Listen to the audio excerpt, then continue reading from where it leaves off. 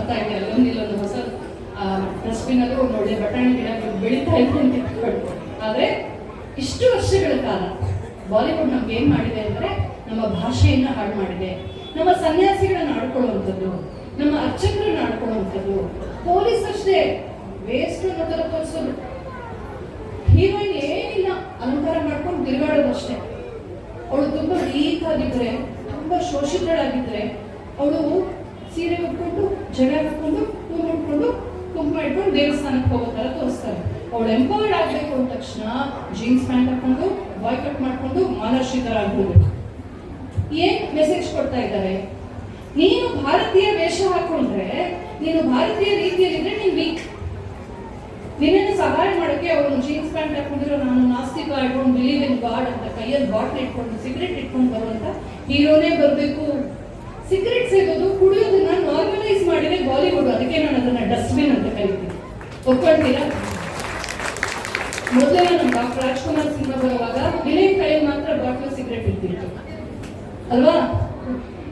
Hero ದೇವ್ರ ನಮಸ್ಕಾರ ಮಾಡ್ತಿದ್ದ. ಪ್ರಾರಂಭದಲ್ಲಿ ಒಂದು ದೇವ್ರ ಸ್ತುತಿ ಇರ್ತಿತ್ತು, ಈಗ ಅದೆಲ್ಲ ಹೋಯ್ತು. ಹೀರೋನೇ ಕೈಯಲ್ಲಿ ಇಟ್ಕೊಂಡು ನೃತ್ಯ ಮಾಡ್ತಿರ್ತಾನೆ.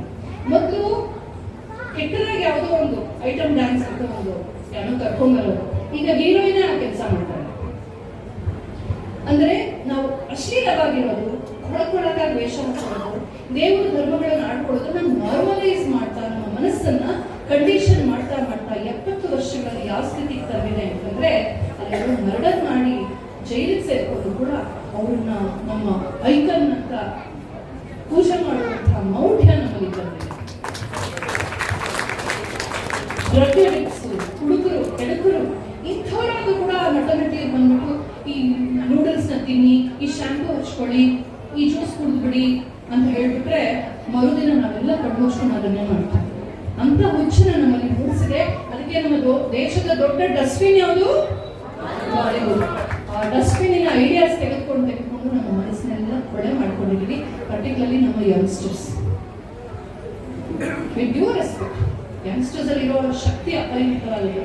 ಆದ್ರೆ bunch of English words, western dresses and MG ರೋಡ್ಗೆ ಟ್ರಿಪ್ ಮಾಡೋದು, ಮಾಲ್ ಅಲ್ಲಿ ಕೊಂಡ್ಕೊಳ್ಳೋದು. ಏನಿದೆ ಅಟೆಂಡ್ ಶಾಪಿಂಗ್ ಇನ್ ಮಾಲ್, 10 ರೂಪಾಯಿ ವಸ್ತುಗೆ 1000 ರೂಪಾಯಿ ಕೊಟ್ಟು ಕೊಂಡ್ಕೊಳ್ಳೋದು. ಇದು ಬುದ್ಧಿವಂತಿಕೆನಾ? ಇದು ಬುದ್ಧಿವಂತಿಕೆನಾ?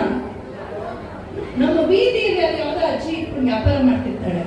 ಪಾಪ 500 ರೂಪಾಯಿ ಸಾಲ ತಂದ್ಬಿಟ್ಟು 500 ರೂಪಾಯಿ ವಸ್ತು ಇಟ್ಕೊಂಡು ಇವತ್ತೊಂದಿನ ಊಟ ಮಾಡ್ತಾರ ಅಲ್ಲಪ್ಪ ಪರಮಾತ್ಮ ಅಂತ ಕೂತ್ಕೊಂಡು ವ್ಯಾಪಾರ ಮಾಡ್ತಿರ್ತಾಳಲ್ಲ. ಬಿಸಿಲಲ್ಲಿ ಮಳೆಯಲ್ಲಿ ಪೊಲೀಸ್ ಓಡಿಸ್ತಾ ಇರ್ತಾರಲ್ಲ, ಆ ಅಜ್ಜಿ ಹತ್ರ ಹೋಗಿ ವ್ಯಾಪಾರ ಮಾಡಿ ಅವಳ ಆಶೀರ್ವಾದದಿಂದ ಉನ್ನತಿಯನ್ನು ಪಡಿತೀವಿ. ನಾವು ಫುಟ್ಪಾತಲ್ಲೇ ವ್ಯಾಪಾರ ಮಾಡೋದು ಮ್ಯಾಕ್ಸಿಮಮ್. ಅದಕ್ಕೆ ನಾನು ಧೈರ್ಯವಾಗಿ ಹೇಳ್ತಾ ಇದ್ದೀನಿ, ನಮ್ಮ ಮನೇಲಿ ಬೇರೆ ವಸ್ತುಗಳಿದ್ರೆ ಯಾರು ಕೊಟ್ಟಿದ್ದು, ನಾನಾಗಲಿ ನಮ್ಮ ಮನೆಯವರಾಗಲಿ ನಾವು ಬೀದಿನಲ್ಲೇ ವ್ಯಾಪಾರ ಮಾಡೋದು, ಸ್ವದೇಶಿಯಲ್ಲೇ ವ್ಯಾಪಾರ ಮಾಡೋದು. ಯಾಕೆ? ನನ್ನ ರೈತರು, ನನ್ನ ದೇಶದವರು, ನನ್ನ ದೇಶಕ್ಕೆ ನಾನು ರಿಸರ್ವ್ಸ್ಫುಲ್ ಆಗಿರ್ಬೇಕು. ಮಾನವ ಏನಿದೆ? ಏನಿಲ್ಲ. 2 ಲೈಟ್ ಹಾಕೋ ಜಾಗದಲ್ಲಿ 200 ಲೈಟ್ ಹಾಕ್ತಾರೆ. Electricity waste. 24 hours water supply. ನಮ್ಮ ರೈತರಿಗೆ ದಿನದಲ್ಲಿ 2-3 ಗಂಟೆ ಎಲೆಕ್ಟ್ರಿಸಿಟಿ ಕೊಡ್ತಾರೆ. ಪಂಪ್ ಹಾಕೊಂಡು ಪಕ್ಕ ನೀರು ನೋಡ್ತಾರೆ. ಈ ಮಾಲ್ಗಳಿಗೆ ಅದಕ್ಕೆ ನಾವು ಹಾಳಾಗ್ತಾ ಇರೋದು. ಮೊದಲನೇದು ಬಾಲಿವುಡ್ ಅನ್ನೋ ಡಸ್ಟ್ಬಿನ್ ಇಂದ, ಎರಡನೇದು ಮಾಲ್ ಕಲ್ಚರ್ ಅಂತ. ಕಲ್ಚರ್ ಅಂತಲೇ ಕಲಿಬಾರ್ದು, ಮಾಲ್ ಅಬ್ಸೆಷನ್ ಅಂತ ಹೇಳಿ ಸುಮ್ಮನೆ ಹೋಗೋದು ಮಾಲ್ಗೆ. ಇವತ್ತು ಟೈಮ್ ಸಿಕ್ಕರೆ ಮಾಲ್ಗೆ ಹೋಗೋದು. ಏನ್ ಮಾಡಿದ್ದಾರೆ? ಸುಮ್ಮನೆ ಸುತ್ತಾಡ್ಕೊಂಡ್ ಬರೋದು. ಯವ್ವನ ವೇಸ್ಟ್, ಟೈಮ್ ವೇಸ್ಟ್, ದುಡ್ಡು ವೇಸ್ಟ್. ಇದರಿಂದ ನಮ್ಮ ಭಾವನೆ ವ್ಯರ್ಥ ಆಗ್ತಾ ಇದೆ. ಹಿಂದೆ ಹರಿಕತೆಗೆ ಹೋಗ್ತಾ ಇದ್ವಿ, ಕಥೆಗಳನ್ನು ಕೇಳ್ತಾ ಇದ್ವಿ, ಸಂಗೀತ ನೃತ್ಯಗಳಲ್ಲಿ ಭಾಗವಹಿಸ್ತಾ ಇದ್ವಿ, ಸಾಹಿತ್ಯ ಕೂಟಗಳಿಗೆ ಹೋಗ್ತಾ ಇದ್ವಿ. ಎಲ್ಲರಿಗೂ ಎಲ್ಲಾ ಪುರಾಣದ ಕಥೆ ಗೊತ್ತಿತ್ತು, ಎಲ್ಲ ಧೀರರ ಕಥೆ ಗೊತ್ತಿತ್ತು.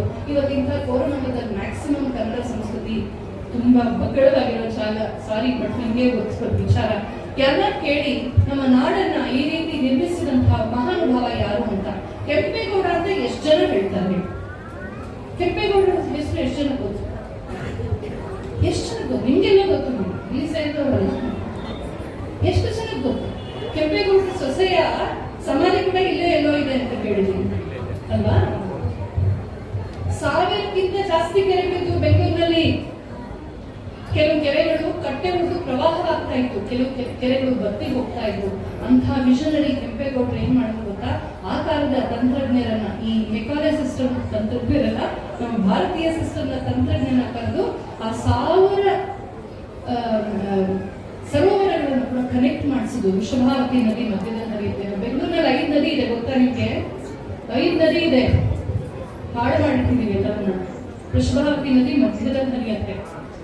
ಪೆನ್ನಾರ್ ಇದೆ, ಸುವರ್ಣಮುಖಿ ಇದೆ, ಆಮೇಲೆ ಇದಿದೆ, ಅರ್ಕಾವತಿ ಬರುತ್ತೆ ಹತ್ರನೇ. ಇಷ್ಟೊಂದು ನದಿಗಳೆಲ್ಲ ಇದೆ ನಮ್ಮಲ್ಲಿ. ದಕ್ಷಿಣ ಪಿನಾಕಿ ಇದೆ. ಇದೆಲ್ಲ ಬೆಂಗಳೂರು ಅಕ್ಕಪಕ್ಕ ಬೆಂಗಳೂರು ಜಿಲ್ಲೆಯಲ್ಲಿ ಹರಿಯುತ್ತೆ. ಅದೆಲ್ಲ ಸೇರಿ ಅರ್ಕಾವತಿಗೆ ಸೇರಿ ಕಾವೇರಿಗೆ ಸೇರುತ್ತೆ.